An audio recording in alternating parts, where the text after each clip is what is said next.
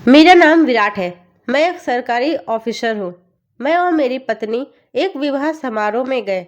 वहाँ हमारी मुलाकात हमारे गांव की एक मासी से हुई। मैं जब 5 साल का था तभी मेरी माँ का देहांत हो गया था। उसके 1 साल बाद पिताजी भी चल बसे।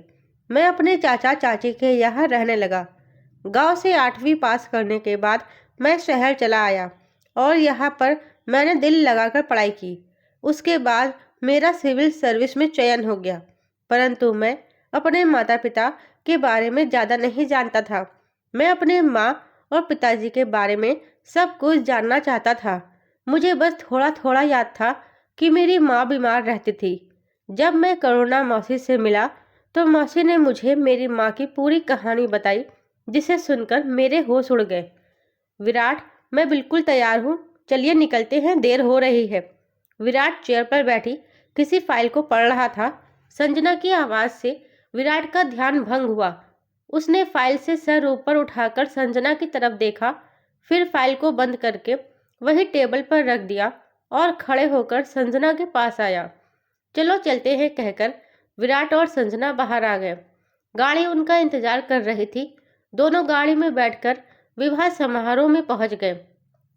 आज विराट के दोस्त अनुराग के भाई की शादी थी। सही समय पर दोनों शादी में पहुंच गए।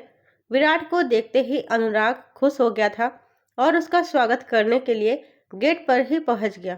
अनुराग उन्हें विवाह स्थल पर अंदर ले गया।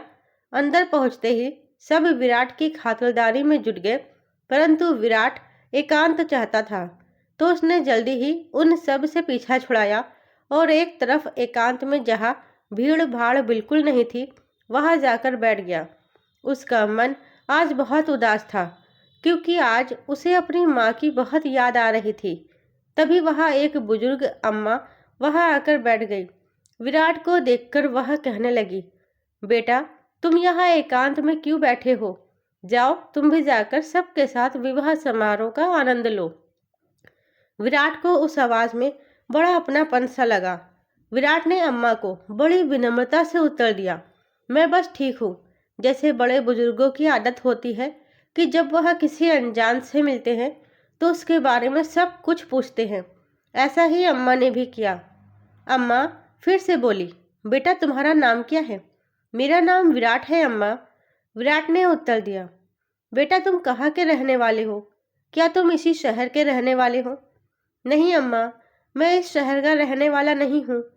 अम्मा, मैं इस शहर में नौकरी करता हूँ। वैसे मैं उत्तर प्रदेश के लखनऊ के मलियाबाद गांव का रहने वाला हूँ। अरे बेटा, मैं भी वही की रहने वाली हूँ। तुम्हारी माँ और पिताजी का नाम क्या है? मेरी माँ का नाम रश्मि और पिताजी का नाम राजेश था। मेरे माता पिता दोनों का देहांत हो चुका है। रश्मि का नाम सुनते ही अम्मा भाव विभोर हो उठी। उनकी आंखों में आंसू आ गए। तुम रश्मि के बेटे हो? जुग जुग जियो मेरे बच्चे, बहुत बड़ा हो गया मेरा बच्चा। और अम्मा विराट के सर पर हाथ फेरने लगी। अम्मा के मुंह से अपनी माँ का नाम सुनकर विराट अवाक रह गया। उसने जल्दी से अम्मा से पूछा, अम्मा, क्या आप मेरी माँ को जानती हैं? हाँ बेटा, रश्मि मेरी बहुत अच्छी सहेली थी। हम दोनों साथ साथ खेलते थे। फिर हम दोनों की शादी भी उसी गांव में हो गई। तेरी माँ बहुत अच्छी थी। शादी के कुछ सालों बाद ही तेरी माँ इस दुनिया को छोड़कर चली गई। उसकी मौत से मुझे बहुत गहरा सदमा पहुंचा। फिर मेरे पति की नौकरी शहर में लग गई। मैं भी गांव छोड़कर चली गई। उसके बाद गांव में कभी कभार ही जाना हुआ। फिर पता चला कि तुम भी गांव में नहीं रहते, शहर में रहकर ही पढ़ाई कर रहे हो। मैं सोचती थी कि मरने से पहले पता नहीं रश्मि के बेटे को देख पाऊंगी या नहीं। आज तुम्हें देखकर आत्मा तृप्त हो गई। अम्मा विराट को देखकर खुशी के मारे बोले जा रही थी। कुछ ऐसा ही हाल विराट का था। वह अम्मा से मिलकर बहुत खुश हो रहा था। वह अम्मा से अपनी माँ के बारे में सब कुछ जानना चाहता था। उसने अम्मा से कहा, आप यहाँ किसके साथ आई हैं? बेटा, मैं दूल्हे की चाची लगती हूँ। रश्मि की तरह मेरी भी किस्मत खराब ही निकली। मेरी कोई संतान नहीं हुई। इनकी मृत्यु के बाद मेरा कोई आसरा नहीं रहा। मैं वृद्धा आश्रम में रहती हूँ। देवर ने अपने बेटे की शादी के लिए बुलाया था। शादी के बाद फिर वही वृद्धा आश्रम में वापस चली जाऊंगी। विराट अम्मा से कहते हैं, आप मेरे साथ मेरे घर चलो, मैं माँ के बारे में सब कुछ जानना चाहता हूँ। क्या आप माँ के बारे में मुझे सब कुछ बताएंगी? अम्मा कहती है, ठीक है बेटा, मैं तेरे साथ चलूंगी और तुझे तेरी माँ के बारे में सब कुछ बताऊंगी। विराट संजना को बुलाता है और उसे बताता है कि यह मेरी मौसी है और हम इन्हें अपने साथ लेकर चलेंगे। संजना हामी भर लेती है और अम्मा को प्रणाम करके अम्मा के चरण स्पर्श करती है। संजना एक बहुत समझदार और सुलझी हुई लड़की है, तभी विराट ने उससे विवाह किया है। वह विराट की बात को बिना कहे भी समझ जाती है। संजना भी जानती थी कि विराट अपनी माँ को कितना प्यार करता है, कितना याद करता है उन्हें। विराट के जीवन में माँ के बिना जो खालीपन है, वह संजना का प्यार भी नहीं भर पाया था। आज उसने विराट की आंखों में एक अलग ही खुशी देखी थी, जो अम्मा से मिलकर मिली थी। विराट और संजना अम्मा को अपने घर ले आते हैं और उन्हें एक कमरे में ले जाते हैं। दोनों अम्मा के पास बैठ जाते हैं। विराट अम्मा से कहता है, अम्मा, मुझे माँ के बारे में सब कुछ जानना है। आप मुझे माँ के बारे में शुरू से बताइए। तो अम्मा विराट की आंखों में देखकर कहती है, मुझे पता है बेटा, तू अपनी माँ के बारे में सुनने के लिए कितना उतावला हो रहा है। बताती हूँ, सब बताती हूँ। अपनी उस अभागी बहन के बारे में तो सुन। रश्मि अपने पिता की संतानों में सबसे छोटी थी। वह 5 बड़े भाइयों की इकलौती बहन थी। सामान्यतः 5 भाइयों की एक बहन होने पर उसे अत्यधिक प्रेम प्राप्त होता है, पर यह परिस्थिति कुछ अलग ही थी। गांव में श्यामलाल नाम के एक व्यक्ति रहते थे। उसका सुकून का परिवार था, पर आर्थिक स्थिति सामान्य थी। उनकी पत्नी रमा देवी अपने पति की कम कमाई में भी घर खर्च चला लेती थी, पर बचत कुछ ज़्यादा नहीं होती थी। कुछ वर्षों में श्यामलाल के घर एक एक करके 5 संतानें हुई, पर उन्हें इस बात की संतुष्टि थी कि 5 बेटे ही हुए। उस जमाने में खराब आर्थिक स्थिति में भी यदि बेटों का जन्म होता तो माता पिता को कोई चिंता नहीं होती थी, न शादी ब्याह की चिंता, न दहेज की। और बड़े होकर कमाएगा सो अलग।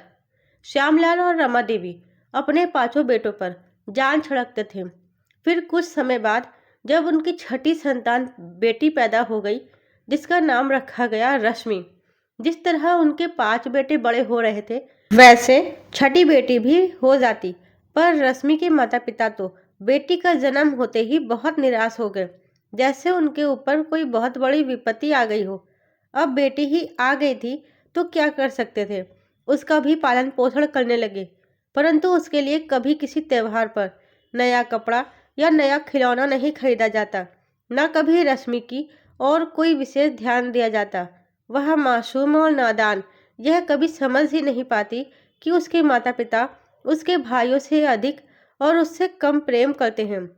रश्मि एक ऐसा फूल था जिसमें माली द्वारा पानी नहीं दिए जाने पर भी वह उसकी बूंदों से सिंचित होकर श्यामलाल की बगिया को महका रही थी। इतनी शांत और समझदार लड़की पूरे गांव में दूजी न थी। गांव के लोग उसकी मासूमियत और मीठी बोली पर मंत्रमुग्ध हो जाते थे। शरारत करना तो उसे आता न था। एक दिन रश्मि अपने भाइयों के साथ खेल रही थी तो भागते भागते नीचे गिर गई। उसका सर पत्थर से टकरा गया। रमा देवी और श्यामलाल भागते हुए आए, देखा तो रश्मि के सिर से खून निकल रहा था। वो रो रही थी।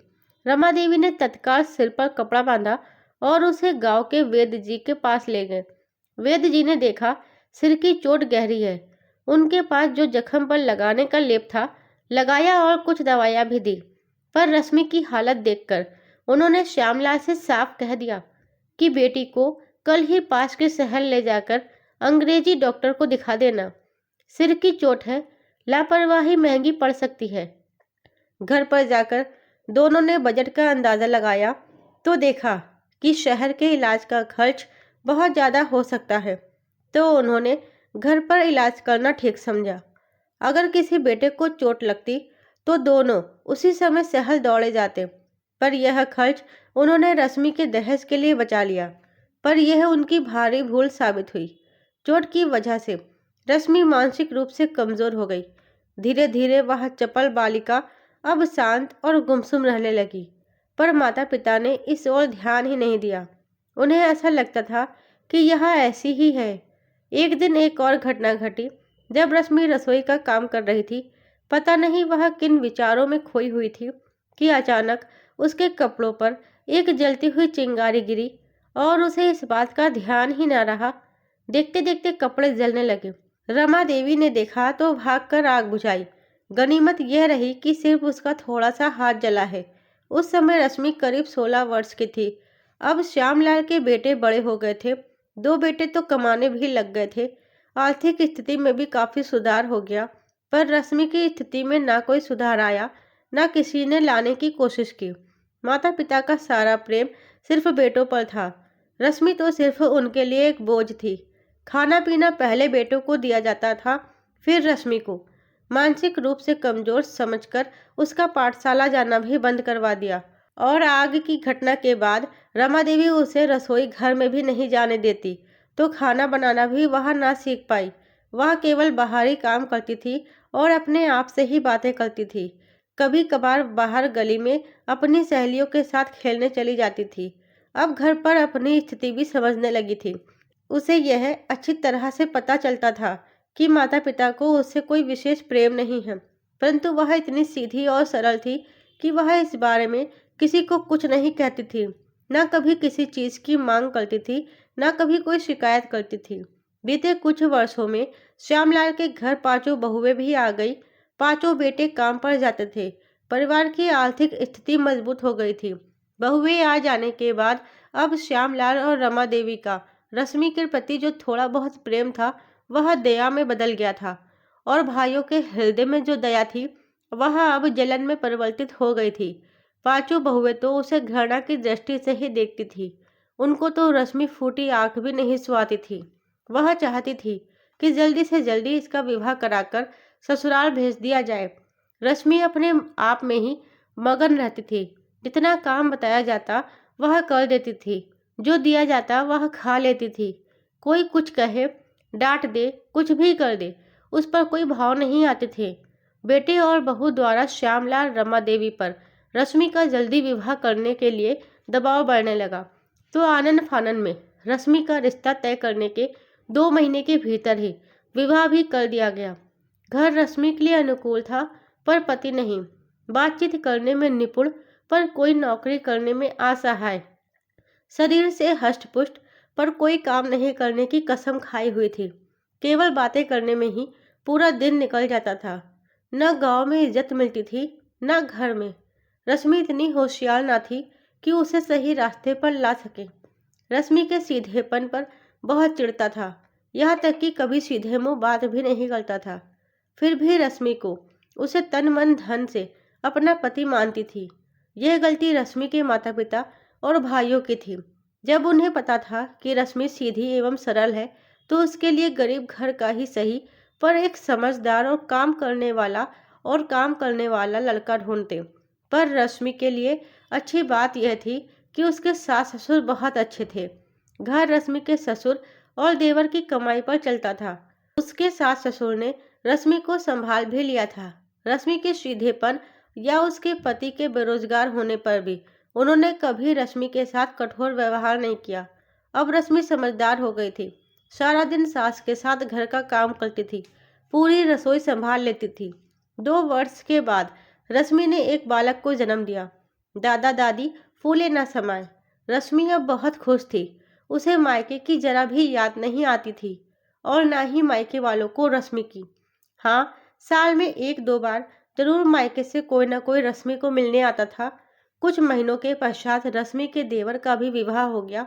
उसकी पत्नी समझदार और तेज थी, परंतु घर पर ससुर का शासन चलता था, इसलिए रश्मि पर कोई आँच नहीं आई। रश्मि के दिन खुशी से बीत रहे थे। पर कुछ वर्षों के बाद रश्मि के सास ससुर दोनों चल बसे। अब सत्ता उसके देवर और देवरानी के हाथ आ गई। कुछ महीने तो ठीक चला, पर उसके बाद उन दोनों को रश्मि और उसका पति अखरने लगा। रश्मि के पति का काम न करना उन्हें बिल्कुल भी अच्छा नहीं लगता था, तो धीरे धीरे अब उनका व्यवहार रश्मि के प्रति कठोर होने लगा। उसके पति को तो कोई असर ही नहीं होता था। पहले पिता का डर था, अब तो वह सिर्फ खाना खाने ही घर पर आता था। बाकी समय दोस्तों के साथ ताश खेलने में जाता था। यदि वह कमाता होता तो रश्मि की जिंदगी आराम से कटती। दूसरे लोग कब तक कमाकर खिलाएंगे, फिर चाहे सगा भाई ही क्यों ना हो। एक दिन छोटे भाई ने गांव के कुछ लोगों को बुलाकर घर का बंटवारा कर दिया। जो रुपया सोना चांदी आदि था वह आधा आधा कर दिया। घर एक ही था तो दोनों एक ही घर में साथ रहते, पर अब चूल्हे दो जलते थे। दोनों के लिए दो दो कमरे बांट दिए गए। बाकी घर संयुक्त रूप से इस्तेमाल करते थे। पहले तो रश्मि की सास रश्मि की पूरी तरह से मदद करती थी, पर अब वह अकेली हो गई थी। माता पिता का प्यार रश्मि को अपने सास ससुर से मिला था। उनके चले जाने से वह जैसे अंदर ही अंदर टूट गई थी। उसे अकेले ही रसोई संभालना, बच्चे को संभालना, इधर पति को संभालना और घर के सारे काम करना कठिन हो जाता था। उसका पति उसे सहयोग नहीं करता था। अभी कुछ काम करने लगा था और उसमें नफा होता था या नुकसान, यह भगवान ही जाने। कुल मिलाकर 3 साल में बंटवारे में प्राप्त हुआ सारा रुपया स्वाहा हो गया। रश्मि की स्थिति और खराब होने लगी थी। पति को उसकी बिल्कुल परवाह नहीं थी। देवर देवरानी को भी उसके प्रति कोई लगाव न था। बेटा अभी स्कूल जाता और घर आकर अपने चाचा के बेटों के साथ ही दिन भर खेलता रहता। रश्मि के माता पिता का भी देहांत हो चुका था। भाई भाभीियों को उस पर स्नेह न था। अब सारे भाई शहर में बस गए थे।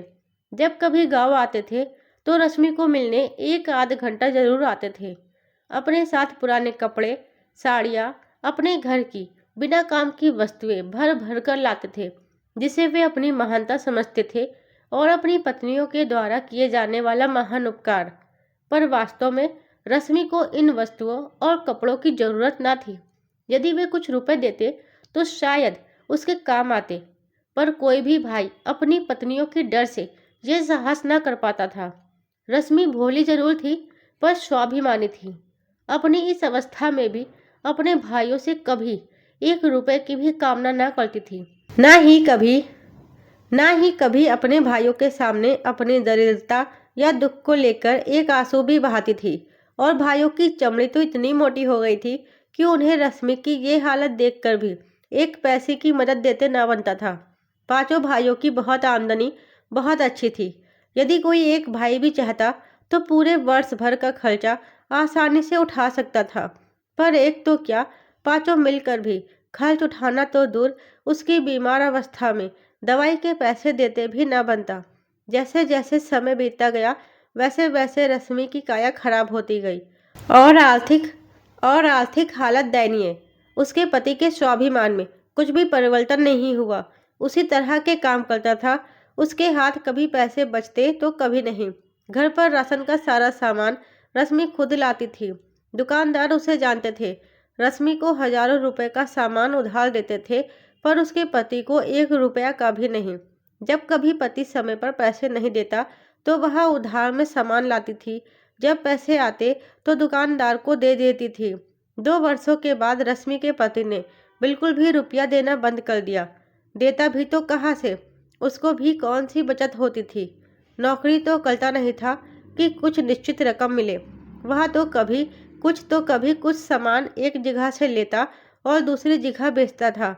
कभी नफा होता कभी नुकसान, पर रश्मि ने कभी पैसों के लिए पति पर जोर नहीं डाला। न ही वह कभी झगड़ा करती थी। धीरे धीरे करके रश्मि के सारे गहने भी घर के राशन की भेंट चढ़ गए। उसके बाद का समय तो और भी ज्यादा खराब गुजरा।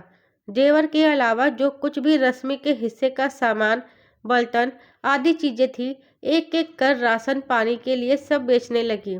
बुद्धिमान और पढ़ी लिखी नहीं होने पर भी 2 साल पहले रश्मि ने कहीं पर कुछ काम करने की बात अपने पति से की थी। उसके पति ने मना कर दिया था और कहा था कि औरत को घर का काम ही करना चाहिए। वर्तमान में तो रश्मि की शारीरिक हालत ऐसी नहीं थी कि वह कहीं कुछ काम कर सके। स्थिति इतनी खराब हो गई कि कभी कभी रश्मि को 1 या 2 दिन तक भूखा रहना पड़ता था। बच्चे को कभी उसने भूखा नहीं रखा। अपने बेटे के लिए कुछ रुपए वह अलग से रखती थी। उधार में उसने सामान लाना बंद कर दिया था। पति जब कुछ पैसे देता तो सामान लाकर खाना बनाती। नहीं तो रश्मि को उपवास करना पड़ता।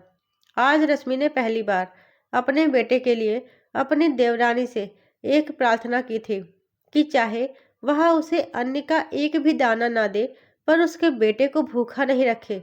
आज से मेरा सारा सामान जो बचा हुआ है वह तुम रख लेना।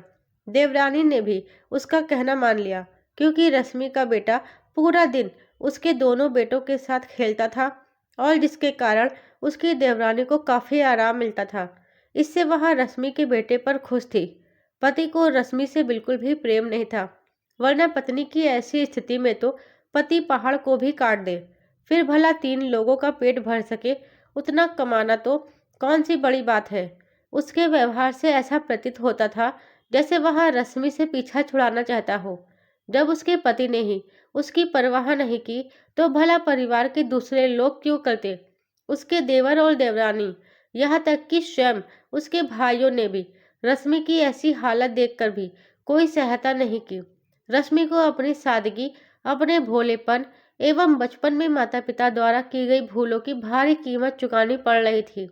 खाने पीने की कमी के कारण रश्मि का शरीर अब सूख गया था। बिना सहारे के तो चलना भी मुश्किल से होता था। सामान लाने या खाना बनाने की शक्ति क्षीण हो चुकी थी। देवरानी जो खाना बनाती उसमें से कुछ बचा तो दे देती थी। एक बिना बिस्तर वाली खाट पर दिन भर पड़ी रहती थी। उसके हिस्से के घर में केवल एक बत्ती ही जलती थी और एक ही पंखा बैलगाड़ी की चाल से चलता था। बाकी 2 पंखे खराब हो गए थे और बत्तियां उड़ चुकी थी। उसे तो गर्मी का एहसास ही नहीं होता था, पर बेटे को सुलाने के वक्त यदि उसे गर्मी लगती तो हाथ की पंखी से रश्मि उसे हवा खिलाती। रश्मि की ऐसी अवस्था की सूचना रश्मि के भाइयों को मिली। 2 भाई शहर से रश्मि को देखने गांव आए, वरना लोग क्या कहते।